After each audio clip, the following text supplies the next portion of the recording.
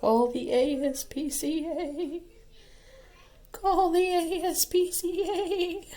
We're wet and cold and soapy. No.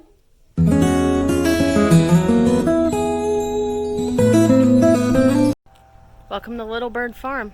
So yesterday we went out to Wholesome Roots, and man, it's real good to have friends like Rose.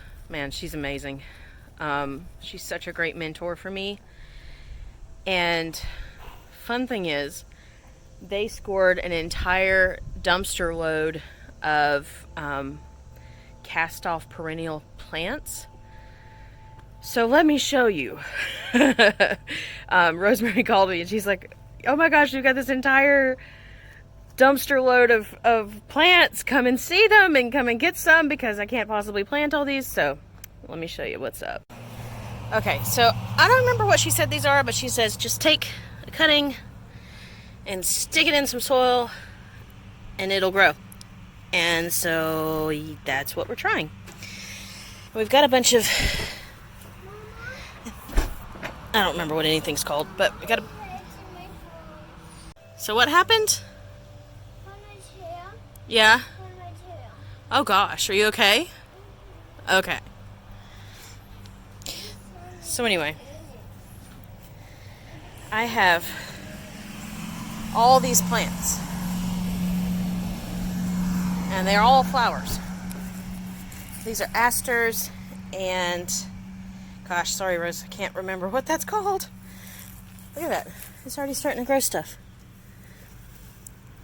So yeah, I'm trying to get these in the ground as quickly as possible. Got a bunch of creeping phlox, which is one of my all-time favorite plants. We've got a whole row of those. And then this is all echinacea. And goes all the way around. And then these are the ones I've actually got in the ground. Yeah, I don't remember what that is. Oh my gosh. But anyway, we got some echinacea. And we got these guys. Interesting thing, I once heard an old timer say, you know how far the roots go by how wide the branches are. But let me tell you, it's completely true. The last branch is there, and I was hitting roots all through here. So it's totally true. Totally true. So the idea here is that there will be a fence along the driveway here and a little gate right here, and thank you, truck. And the this low area between the fence and where I'm starting to plant was the old driveway. So I'm going to turn that into a walkway, because it's really, the soil is really too shallow to do anything with. So I might put some boxes, some planting boxes along the fence line there. I'm not sure, but that's going to be our walkway. And we've got these rows of flowers here. We've got the phlox that's going in. We have existing Japanese iris, and then the echinacea. And then this big planter box, I'm going to finish it in fall because it's just too stinking hot right now. But in fall, I'm going to build as many of those as I possibly can. And so this whole area is going to be a cottage garden. And I'm really excited about that. Hi, sunshine. So one thing I've been sort of... oh, there's a plant in the wrong place. One thing I've been... Oh, the cat meant. I think I meant that to go there. But, sorry. One thing I'm kind of debating with is because, on one hand, I really like the look of the super jungle-like cottage garden, where it's kind of it's like stepping into another world, right?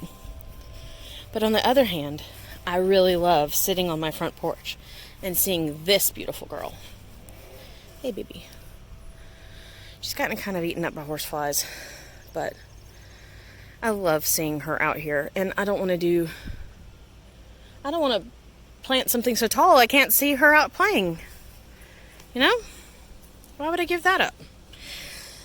So I'm not real sure how to go about doing this, because this only sunny patch on my property is in the front yard.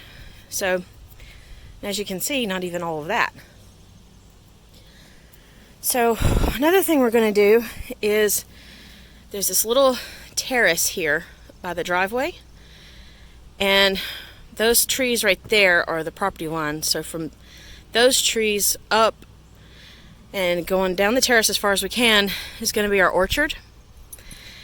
And I'm going to build, hopefully I'll get started on this next week, but all this grassy bit here going all the way back to the property corner by the barn is going to be a second pasture, which, as you can tell, we really need a second pasture, and quickly. I was keeping them put up at night, but Sunshine started losing a little weight with that, so she has to have access all the time, but I still need to be able to rest the field during periodically. So if I can get it to where she can have like a night paddock and a day paddock, or even just, you know, a week on one then a week on the other, I think that would be really good. And these guys are doing just great. Hi, Bunny. Oh, he's so sweet. You taste the dirt on my fingers, or it's just planting the things. And this little girl, hi Bunny, is really doing great. What are you doing? You nibbling? You nibbling? So this chain collar idea is working. I don't know if it's like amplifying the voltage or what, but he has not gone through the fence since I put it on him. And I took him out of the pasture the other day, and he looked at the top line at the gate and was like, no, I'm not doing it. So, hi, Bunny.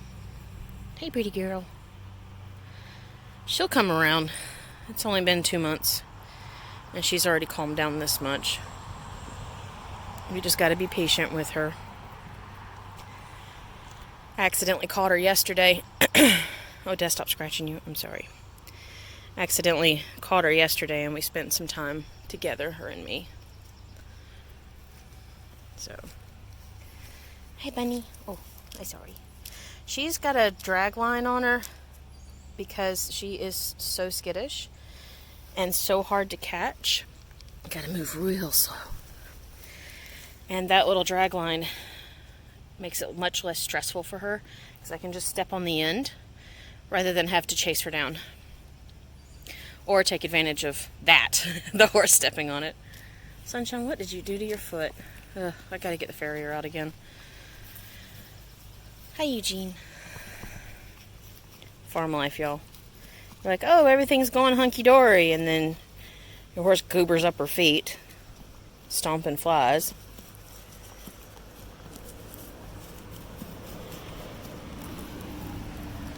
Hi, Eugene. And I need to trim his feet. Nothing like wrestling a giant ornery four-legged version of I don't wanna.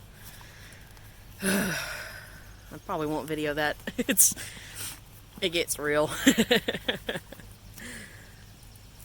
But yeah, if I had shoes on, now would be the time to catch Bunny, because Sunshine is standing on her rope.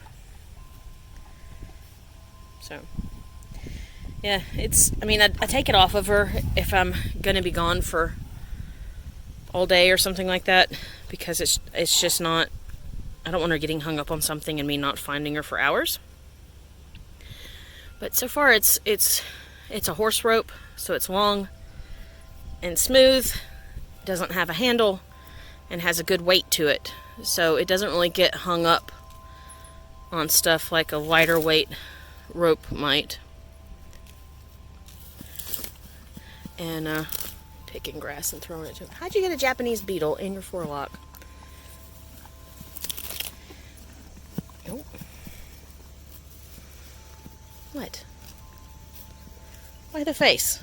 Huh? He wants me to come in and give him the things. So we've got other stuff happening here at Little Bird Farm. We've been really busy getting stuff done. So let me show you what's going on. I am drying some cantaloupe seeds. When we were over at Wholesome Roots yesterday, we cut up a cantaloupe and it was so good. So I asked Rosemary if she intended to keep the seeds, and she did not. So I brought them home and I'm drying them out, and they will go in our garden next year. Another big thing that's little things here at Little Bird Farm are these little birds. Our Coturnix quail hatched, and we are so excited to get these guys. Our hatch rate was not nearly what we had hoped it would be. We only got 11 chicks out of like 32 eggs, but they're doing really good. They're really good and strong and healthy. So yeah, they're on top of my washing machine right now. Our dryer's broken, so we're just using a laundromat right now. So I want to show you guys our little waterer, because I've got to fill it up. I want to show you how that works. This is our chick waterer. Okay. It is a little, how many ounces? 12-ounce bottle. And then I cut a hole in the end and put a chicken nipple on there. Made a little harness out of zip ties, and I have a wire to hang it. It hangs like upside down like this, and the quail come and peck at the little lever there and get water. So I gotta go fill this little guy up. Don't know if you can see it very well, but there is a little hole right here because, yeah, now you can see it. Because when I first designed this, it's a gravity-fed nipple, not a vacuum system nipple, so it's got to have air coming in. Otherwise, it just does not work.